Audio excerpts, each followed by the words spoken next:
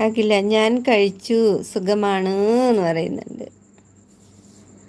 ഇനി വരുന്നൊരു തലമുറയ്ക്ക് ഇവിടെ വാസം സാധ്യമോ?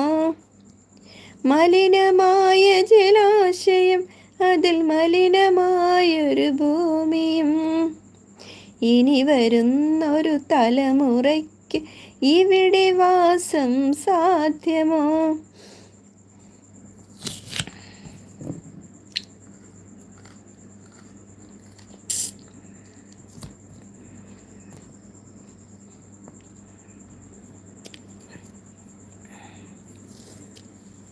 ഇലകൾ മൂളിയ മർമരം,